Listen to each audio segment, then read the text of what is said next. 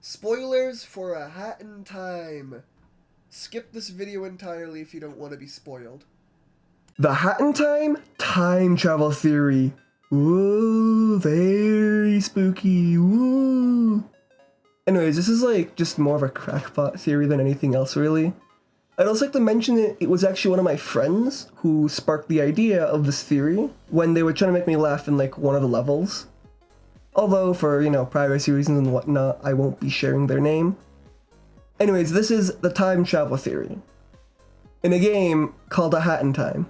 And with one of its main plot points being that the shiny little MacGuffin holds the power to control time. The entire final act revolves around this, although it would be a bit of a surprise if Hat Kid kept using the timepieces to redo the entire game again. Now, why do I think this? Because, that's kind of insane. It defeats the entire, point of the game, the whole plot. It's just, there's a surprising amount of innocent gags or details that kind of support this idea throughout the game. From the toys in her chest to, even the ending. There's just subtle subtle implications of it being all over, it being all over the game. And it kind of makes me wonder if it was intentional or if it's just, inconsistencies, Okay, so this theory actually starts with Hat Kid themselves. There's just this one very specific idle animation that can play, and I'll be showing it here in video.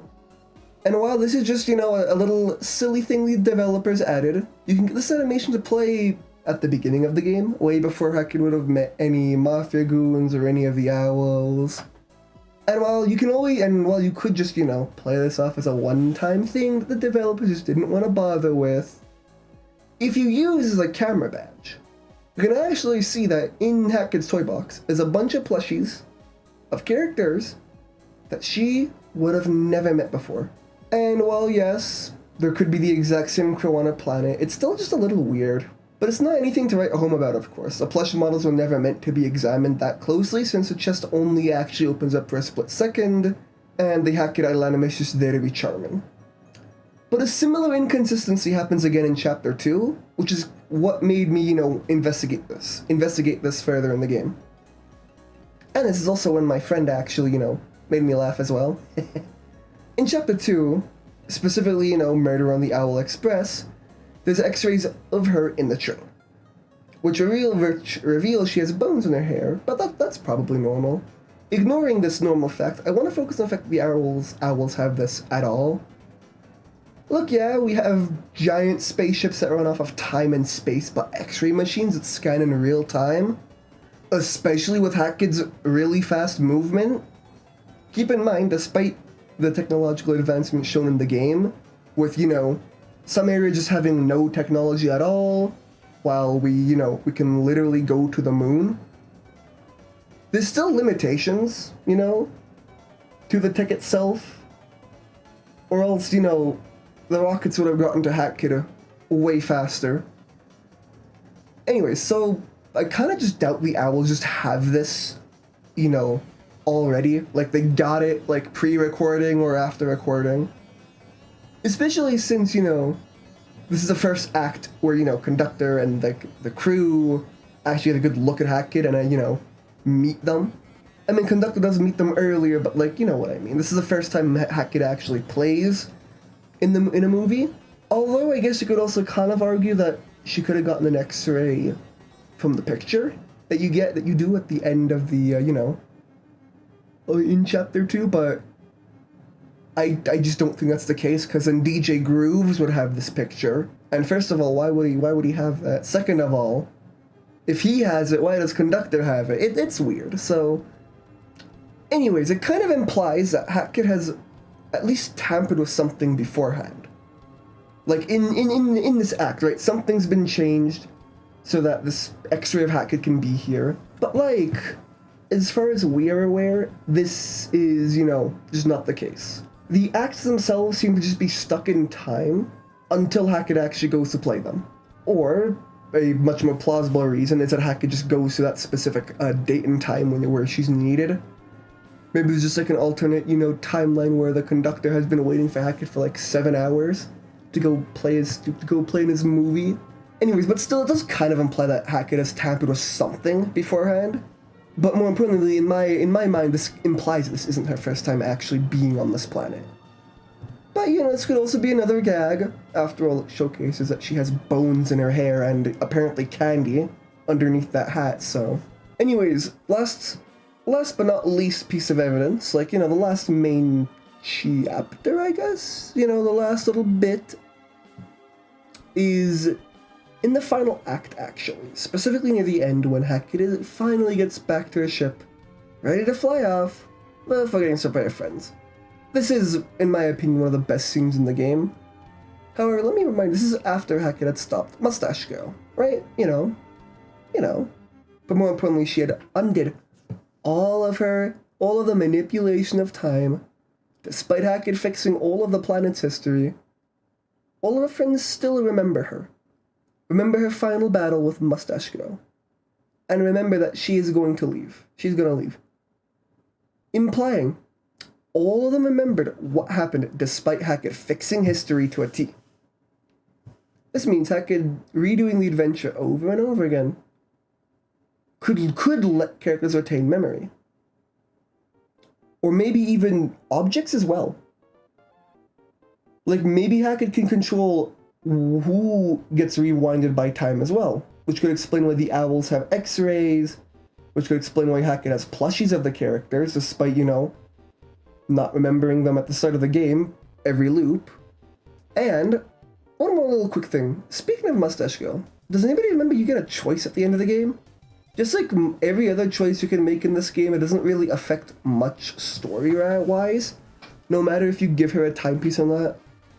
You can call this lazy writing or like shoehorned writing to, you know, really make you question if you know, Mustache Girl really is a bad person, but, you know, that's not what this video is about. This is about some crackpot theory that has nothing to do with the theme of the game. Now, you could say this is just, you know, a really lazy way of putting the ending in, or, you know, a really good way, but I call this genius writing. Because I think it makes perfect sense as to why this doesn't do anything no matter what you do. As far as we know, this could be Hackett's 4th time redoing the entire adventure. At this point, Hackett knows that if she gives a timepiece, this will happen, and if she doesn't, the other thing will happen. This is why, in my opinion, I think that's why we're not shown the, you know, the ending. This is why we're not shown if it actually affects Hackett, because they don't care. They're most likely just gonna, you know, redo the loop. There's no real meaning to it, they'll just redo the loop.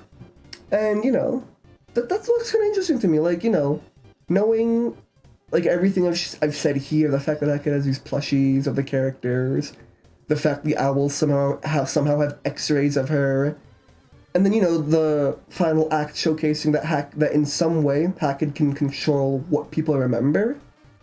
Because, you know, another thing about the final act and people remembering is despite Mustache Girl tampering with time and space, she's done it in such a way that everyone still remembers the past somehow. Which also kind of alludes, you know, hints towards this. You still remember despite time being rewinded. Just another innocent detail that works for the context of the game, but if you really think about it, kind of implies more. Maybe, you know, and now that we know that Hackett has definitely looped the adventure at least once, why? This is the one thing that's eluded me as I made this video. I couldn't find a reason as to why Hackett could have possibly reloaded this, because it's very obvious Hackett themselves doesn't remember. And while in the original script I want to keep it a little, you know, a little light-hearted, a little vague, and say that, oh, maybe Hackett doesn't want to go back to her home, back to her actual reality of, or in blah blah blah, and that Gears of Breakfast needed, you know, didn't focus enough on the lore or whatever. But I think I might have a crackpot reason as well. What if it was an accident? What if this is just Hackett's second loop and she accidentally did it? What if she accidentally keeps resetting time and space? What if that's why, you know, giving or not giving the timepiece, despite the game clearly saying you might not make it home doesn't matter, is because Hackett never makes it home. I mean, she just keeps resetting. And Every reset, for some reason, just changes the timeline a little bit. Hackett has plushies from a presumed good ending. The owls have an X-ray of her from a different timeline, perhaps maybe the first loop. Maybe the first loop, the conductor wanted to go do anything else besides a murder story on the train. But I should probably stop yapping, right? I've already said everything I want to say. I don't have much else evidence. I just find these little clues interesting. The fact that it's semi-implied that Hackett's been here at least once on her adventure is just something that's always interested in, you know, got my interest in this game. And he gives Breakfast did a very good job at hiding these things as just irregular gags.